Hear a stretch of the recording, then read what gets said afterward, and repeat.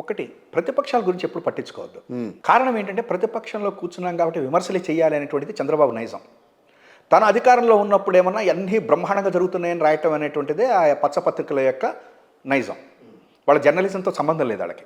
బాబు గారు అధికారంలో ఉండాలి, బాబు గారు ఏం చేసినప్పటికీ కూడా అది దేశం కోసం చేశాడు అనేటువంటిది రాసేటువంటి దేశమే, రాష్ట్రం కూడా కాదు, దేశంలో రాస్తారు వాళ్ళు. It's a fact. నేను చెప్తున్నా, రాష్ట్రానికి కాదా, రాష్ట్రానికి కాదు, వాళ్ళు దేశంలో అయిపోయింది. ఎన్డీ కన్వీనర్ ఇవన్నీ అయిపోయినాయి కదా. అంటే నేను ఇది ఒక్కటి చెప్తా ఉన్నా. అమరావతి ఇది జరుగుతుంటే నేను I went to question for some case. Okay, my client has asked me ఏమనంటే అమరావతి బ్రహ్మాండంగా డెవలప్ అయిపోతుంది, మనం కూడా అక్కడ ఏమన్నా తీసుకుంటే ఇన్వెస్ట్మెంట్ చేయాలని అన్నాడు. నాకు ఫస్ట్ అర్థం కాల. అమరావతి ఎక్కడుందో తెలుసా అన్న. నో యూ సీ అన్నాడు. పేపర్స్ మీకు పెద్ద పెద్ద ఇవి అవన్నీ టవర్స్ కట్టేసేయటం ఇవన్నీ మీకు దేశం ఏంటి ప్రపంచం దాటి వెళ్ళిపోయినాయి అవన్నీ. అమరావతి ఇదంతా అమరావతి అంటే ఓహో నిజంగా ఇట్లా అయిపోయిందేమో అమరావతి, నేను వెనకబడిపోయానా అనేటట్టుగా చేశాడు. ఏమీ లేదు. నేను చెప్పిన అమరావతి అంటే ఏం లేదు, గుడి ఉంది అక్కడ, నువ్వు వస్తే తీసుకెళ్దా దండం పెట్టేస్తాను తప్ప ఏం లేదన్న. నమ్మలా ఆయన. తర్వాత నేను ఎంక్వైరీ చేశాను, నవ్వి ఇదేంటి అన్నాడు.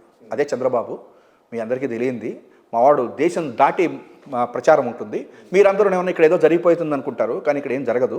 అందుకనే ఆయనకి ఏంటంటే మేము ఓట్లేయము, మీరు ఓట్లు వేస్తుంటారు, ఎందుకంటే మీకు ఎటు ఓటు హక్కు లేదు కాబట్టి మాకు ఇబ్బంది లేదు, ఇక్కడ వేసేటువంటి మేము ఓట్లన్నీ మా జగన్మోహన్ రెడ్డికి వేస్తారు అని చెప్పా. అయితే మీరు ప్రచారం లేకపోయిన మాట మాత్రం వాస్తవం. ఈ లాజిస్టిక్స్ విషయంలో ఒప్పుకుంటున్నారా గట్టిగా? ప్రచారం చేసుకోవాలి. జగన్మోహన్ రెడ్డి గారు దాని మీద కూడా దృష్టి పెట్టాలి. ఎందుకనంటే ఇది ప్రభుత్వం చేస్తున్నటువంటిది ప్రజలకే కాదు ప్రపంచానికి తెలియాలి. ఇవాళ ఆయన చేస్తున్నటువంటి పింఛన్ల వ్యవస్థ కానీ, వాలంటరీ వ్యవస్థ కానీ, గ్రామ సచివాలయాలు కానీ, ఈ రైతు భరోసా కేంద్రాలు కానీ, ఇవన్నీ దేశం కాదు ప్రపంచం అందరికీ కూడా తెలియాలి. తెలియటం అంటే ఇదేదో ప్రచారం కోసం కాదు, to implement in there states. ఇవాళ రోజున కొంతమంది కేరళ నుంచి అక్కడి నుంచి వచ్చి విద్యా విధానం బాగుంది అని చెప్పని వెళ్తున్నారు. అది నువ్వు చెప్పకపోతే ఎట్లా? మనం చెప్పాలి. కాబట్టి ప్రచారం చేసుకోవటం లేకపోవటం మూలకంగా ఇంకొక తప్పేంటి, ఇప్పుడు నాడు నేడు మీరు చేసిన స్కూల్స్కి సంబంధించే ఆప్ అక్కడ ఢిల్లీలో కూడా వాళ్ళు కూడా దాన్ని రెనోవేట్ చేసుకుంటూ ఆ పద్ధతిలో వెళ్ళారు. దానికి ముఖ్యమంత్రి కేసీఆర్ గారు కూడా అప్పుడు ఆయన కూడా అక్కడికి వెళ్ళారు. ముఖ్యమంత్రి కేసీఆర్ గారు పంపించినటువంటి వాళ్ళు కూడా మన ఆంధ్రప్రదేశ్ వచ్చారు, తెలంగాణలో కూడా బ్రహ్మాండం రైతు నాకు తెలిసి మధ్యప్రదేశ్కి సంబంధించి శివరాజ్ చౌహాన్ కూడా వచ్చారు, పంపించాడు, ఇక్కడ పంపించాడు, అందరూ వచ్చారు చాలామంది. అయితే అది నేనేమంటానంటే ఈ ప్రచారం చేయాలని ఎందుకంటున్నానంటే ఇది ముఖ్యం. ప్రచారం చేయటం వలన జగన్మోహన్ రెడ్డి గారికి అక్కడ ఓట్లేమి, వాళ్ళు ఎవరు ఓటు వేయరు మనకి. ఇక్కడ ఆయన నమ్ముకున్నది ఇక్కడ ప్రజలనే. ఈ ఆంధ్రప్రదేశ్ డెవలప్మెంట్ చేయాలనే ఆయన కోరిక. కానీ దేశం మొత్తం కూడా ఇంప్లిమెంట్ చేయాలి కదా, భారతదేశం ముందుకెళ్ళాలి కదా. మన రాష్ట్రం ముందుకెళ్ళింది. వాళ్ళ నాడు నేడు మూలంగా విద్యాలయాల్లో వాళ్ళ గవర్నమెంట్ స్కూల్స్ వచ్చేసినాయి. రేపు మెడికల్ కాలేజీకి నేను ₹1 కట్టకుండా నెక్స్ట్ వచ్చేటువంటి జనరేషన్ హాయిగా మామూలుగా చదువుకుంటాయి. రేపు పొద్దున్న ఇంకా ఈయన కనుక మళ్ళీ ఇంకొక 2-3 సార్లు ముఖ్యమంత్రి అయ్యాడు అని చెప్పండి, అసలు ఫ్రీ సర్వీస్ అంటాడు. మెడిసిన్ సీట్ నువ్వు చదువుకుంటానంటే జాయిన్ అయి ఉంటాడు, మెరిట్లో రండి అంటాడు. సరే రిజర్వేషన్స్ అవి పక్కన పెట్టాడు, అది కాదు అంటాడు. నీకేమైపోతుంది? ఇంకా నేను అవినీతి ఎందుకు వస్తుంది నీకు? ఒక ఎంప్లాయీ తన పిల్లవాడిని చదివించుకోవాలి అంటే ₹1 మెడిసిన్ సీట్కి కట్టాలి. అవినీతి చేస్తున్నాడు. నాకు కూతురు కొడుకు మెరిట్ ఉంది, అవసరం లేదు నాకు అంటే ఇంకో డబ్బు సంపాదించాల్సిన అవసరం ఏముంది? అంటే ఉద్యోగస్తులు అట్లా కరప్షన్ అనేటువంటిది ఉండదు, కరప్షన్ లేకుండా ఉంటుంది.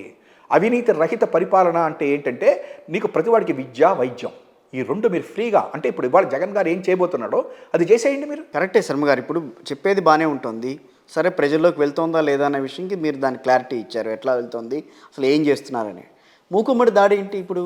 అంటే మూకుమ్మడి తెలుగుదేశం పార్టీ, అటు పక్కన జనసేన, ఇప్పుడు బీజేపీ, ఆ తర్వాత రేపు రాబోయే రోజుల్లో జేడీ గారు ఆయన పార్టీ వచ్చింది, ఆ తర్వాత సరే వామపక్షాలు ఎట్లాగూ ఉన్నాయి, అదైన తర్వాత ఇప్పుడు కాంగ్రెస్ పార్టీ కూడా డైరెక్ట్గా ఫ్యామిలీకి సంబంధించిన ఒక వ్యక్తిని తీసుకుని వెళ్ళి రేపు ప్రెసిడెంట్ చేస్తాము, లేకపోతే ఏపీసీసీ ప్రెసిడెంట్గా చేసుకొస్తాము పార్టీని, మేము అక్కడ కూడా మేము మళ్ళీ ప్రత్యేక హోదా నినాదంతో కాంగ్రెస్ పార్టీ ముందుకు వస్తుందని చెప్పి 10 ఏళ్ల తర్వాత కాంగ్రెస్ పార్టీ మళ్ళీ కథన రంగంలోకి వస్తుంది.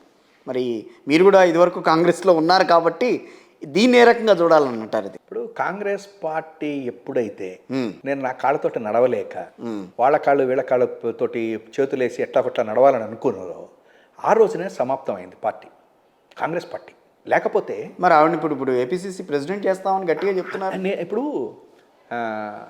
ఒకటి నిజం చెప్పాలంటే ఇప్పుడు నా దగ్గర బలం ఉంటే కదా నేను నడవగలిగేది. ఎన్ని ట్యాబ్లెట్లు వేసి లేపితే ఏమవుతుంది? ఇవాళ రోజున ఎవరిని తీసుకున్నా రానివ్వండి. ఇవాళ కాంగ్రెస్ పరిస్థితి ఏంటి? ఇవాళ అసలు ఆంధ్రప్రదేశ్లో ఎందుకు ఈ స్థితికి వచ్చింది, తెలంగాణలో ఎందుకు ఈ స్థితికి వచ్చింది? కాంగ్రెస్ పార్టీని పక్కన పెడదాం, షర్మిల గారిని ఎందుకు తీసుకొస్తున్నారు పోనీ? అది వాళ్ళ ఇష్టం. ఇప్పుడు ఎట్లా ఉంటుందని చెప్పంటే రాహుల్ గాంధీ ఎక్కడున్నాడు? కాంగ్రెస్ పార్టీలో ఉన్నాడు. వాళ్ళ బాబాయ్ సంజయ్ గాంధీ. సంజయ్ గాంధీ కొడుకు ఎక్కడున్నాడు? బీజేపీలో. బీజేపీలో ఉన్నాడు. సోనియా గాంధీ గారు ఎక్కడున్నారు? కాంగ్రెస్ పార్టీలో ఉన్నారు. ఆమె తోడుకోడలు ఎక్కడుంది? మేనకా గాంధీ గారు బీజేపీలో బీజేపీలో ఉంది. ఇవన్నీ కామన్ థింగ్స్. అంత మాత్రం నుంచి ఎవరిది వాళ్ళదే.